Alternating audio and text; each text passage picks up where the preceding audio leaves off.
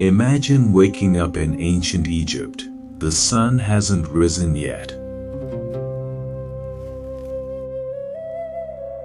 but the heat is already pressing down on the Nile Valley like a hand over a flame.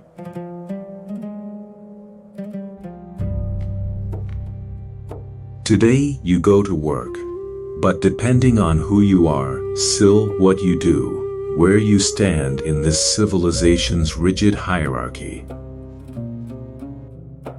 That single word, work, could mean the difference between a long life and a slow, invisible death. We're going to rank them, from the men who carved eternity into stone deep beneath the desert floor,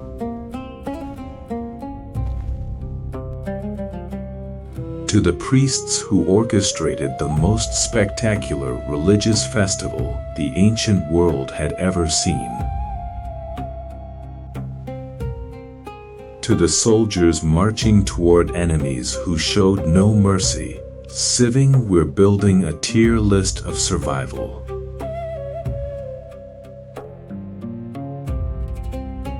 And by the end, you'll know exactly which Egyptian life gave you a fighting chance and which one was quietly killing you from the very first day. Egypt.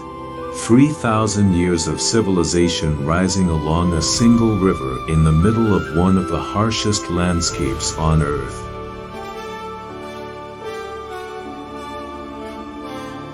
To the outside world, then and now, ancient Egypt looks like gold and glory. Towering temples, colossal statues, pharaohs draped in linen and lapis lazuli, presiding over a world that seemed almost too perfect to be real. But strip away the mythology, and what you find underneath is a civilization built on human cost. Every monument, every procession, every military campaign came with a price, paid in sweat, in sickness, in blood. Paid by the people who kept this empire running from the ground up.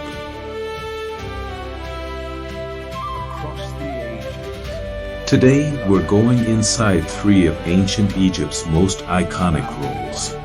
We're measuring not just what they did, but what it did to their bodies, their minds, and their lifespans. And we're asking the question history rarely bothers with: Anjani, if you had been born in ancient Egypt, which life would have actually killed you first? Deep in the limestone cliffs west of Thebes, there is a village that most people have never heard of. It's called Deir el-Medina.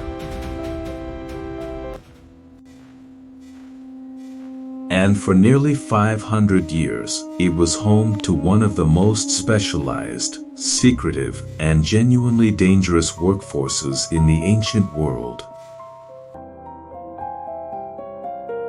These were the men who built the royal tombs of the Valley of the Kings.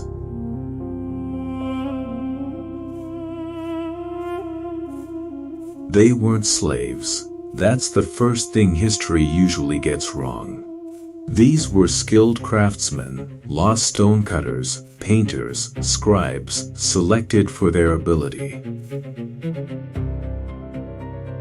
and housed by the state in a purpose-built community far from the rest of the population.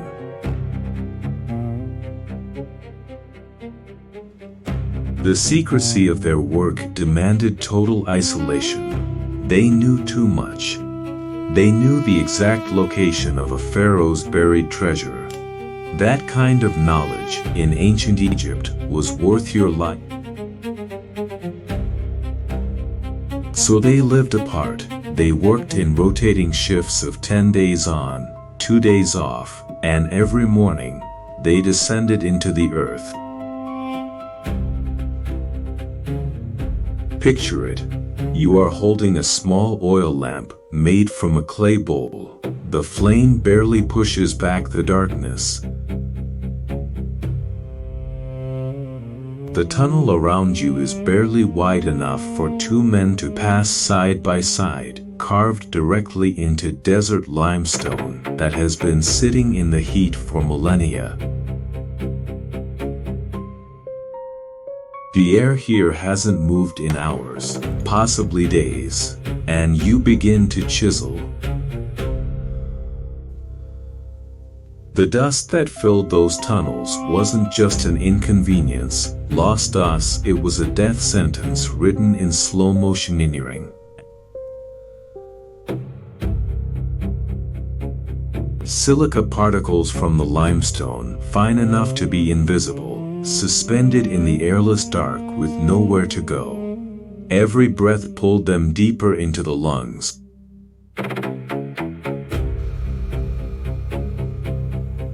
There was no ventilation. There were no masks.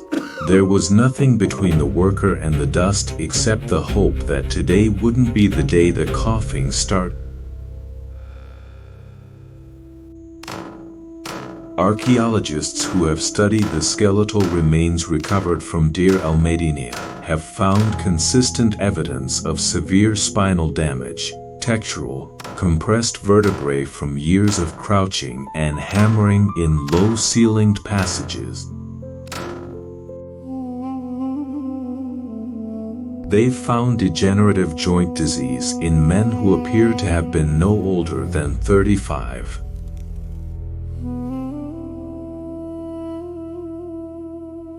And they've found the telltale signs of chronic respiratory disease.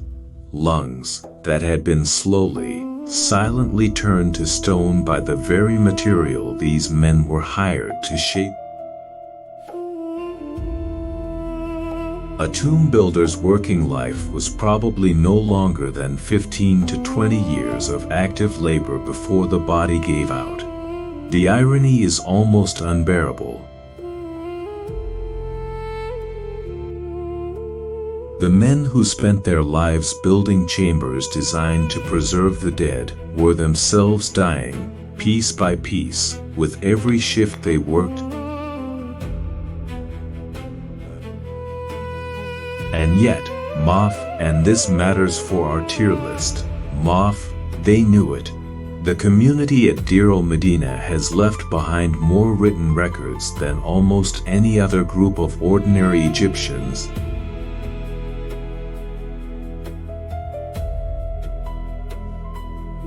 They filed complaints. They went on strike. The first recorded labor strike in human history happened here, in approximately 1170 BCE. When workers downed their tools because their grain rations hadn't arrived, they negotiated. They argued. They buried their own dead with care and ceremony. These were men who understood the cost of their work. They paid it anyway. And they left their names on the walls of the very tombs they built.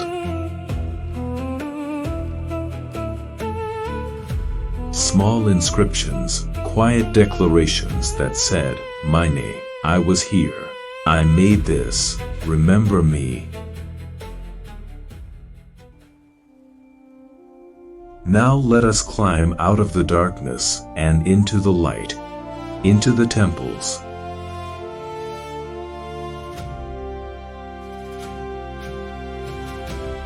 If the tomb builders represent ancient Egypt's most physically brutal occupation, then the priests of Amun represent something far more complex. Sanjukate, a world of immense power, rigid ceremony, crushing political pressure, and biological hazards hidden behind robes of spotless white linen. The festival of Opet was the most important religious event in Egypt's calendar, held annually at Karnak and Luxor, the two greatest temple complexes ever constructed. It was a celebration of the pharaoh's divine renewal, a moment when the god Amun was believed to transfer his power directly into the living king, reaffirming the cosmic order for another year. And for the priests responsible for making it happen, it was an absolute nightmare. Imagine the scale: thousands of people lining the banks of the Nile, a ceremonial barge carrying the golden statue of Amun, draped in cloth and sacred oils, moving slowly down the river, while crowds threw flowers and burned incense thick enough to blur the air. Musicians, dancers, soldiers marching in formation, food distributed to the masses.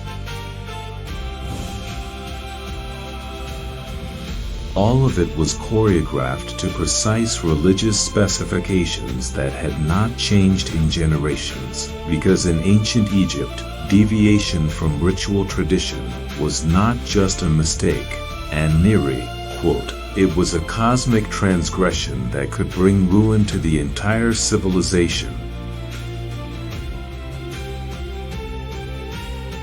The pressure on the high priests was, by any modern measure, extraordinary. Every element of the festival, lost the timing of the procession, the preparation of the sacred oils, the exact sequence of prayers, had to be executed without error, under the eyes of the pharaoh, the court, the gods, and 50,000 watching citizens. A single misstep wasn't just a career-ending moment, it was a theological catastrophe. But the physical dangers were just as real as the psychological ones.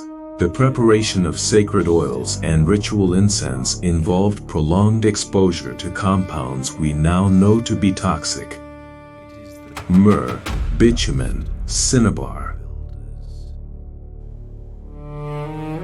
Priests who spent decades working in the inner sanctums of great temples were breathing these substances daily, in enclosed stone chambers with limited airflow. The elaborate purification rituals required by priestly law meant repeated cold water baths at all hours of the night, leaving immune systems vulnerable in a world without antibiotics. And the dietary restrictions: certain priests were forbidden from eating fish, onions, or legumes, key nutritional sources. Sinsesh created subtle but cumulative deficiencies over time. There was also the political dimension that made the priestly class genuinely dangerous to occupy. The priests of Amun accumulated so much land, wealth, and influence over the centuries that by the late New Kingdom period, they effectively controlled more of Egypt's resources than the pharaoh himself. That kind of power attracted the worst kind of attention. Priestly factions were routinely dismantled by suspicious rulers. Careers ended suddenly, lives ended with them. The priest of Opet lived in gilded proximity to the gods, but the gods, as ancient Egypt understood perfectly well, were not always kind.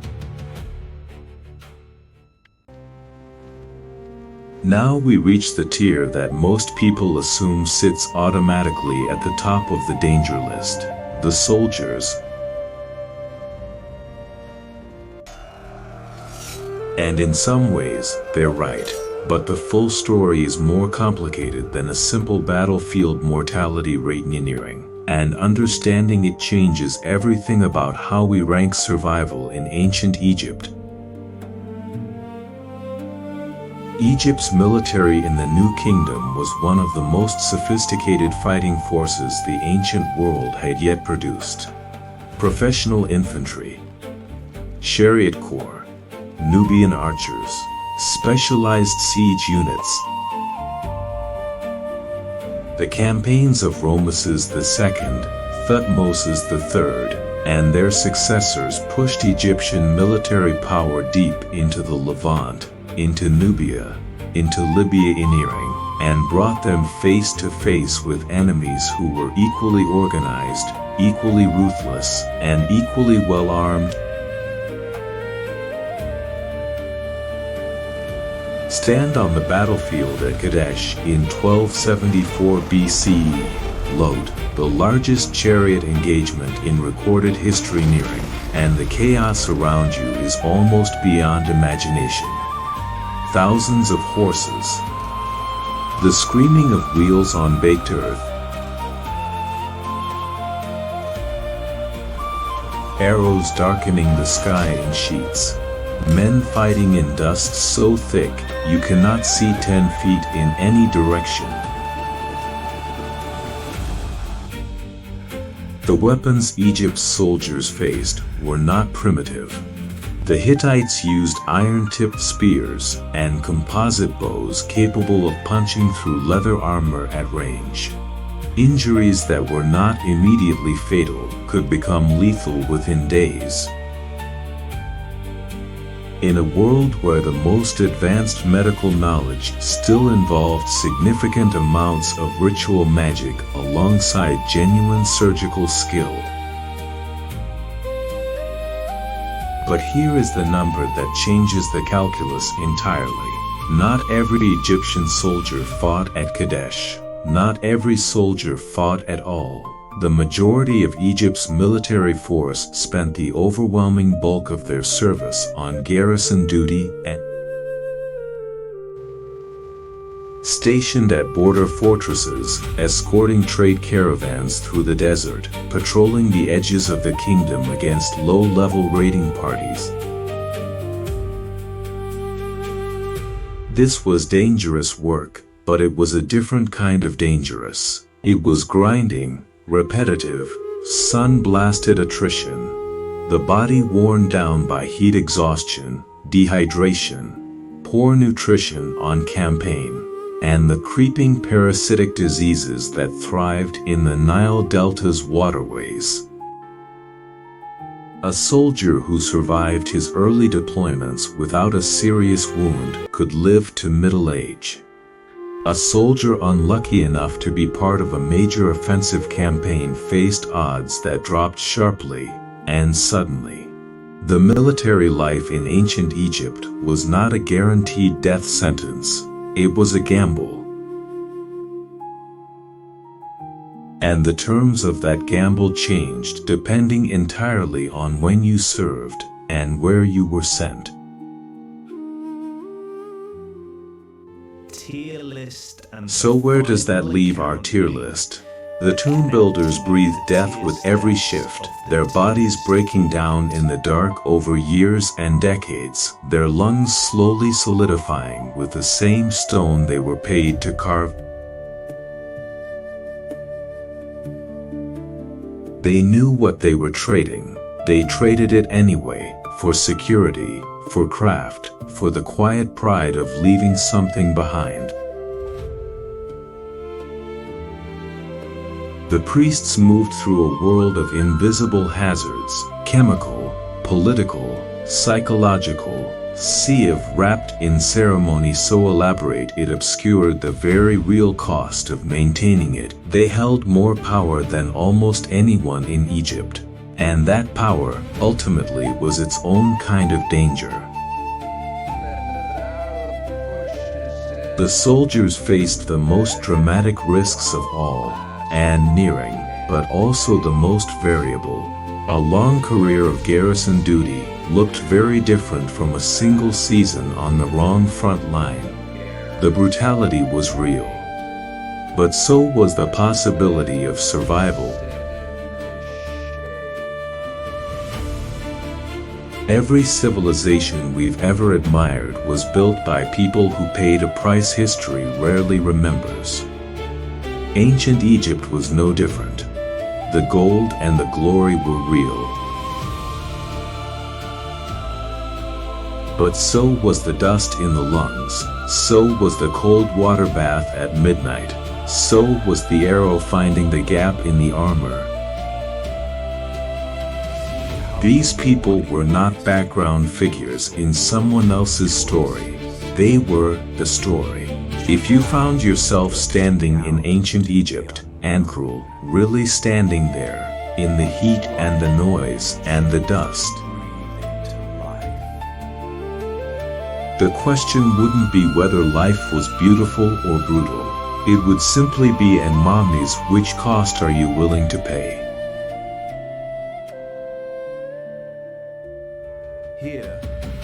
History never truly disappears. It just waits for someone to ask the right questions. If you want to see more civilizations reconstructed like this, rank them, survive them, understand what life really cost, and make sure you're subscribed, and drop a comment below. Fivo, which ancient civilization do you want us to explore next?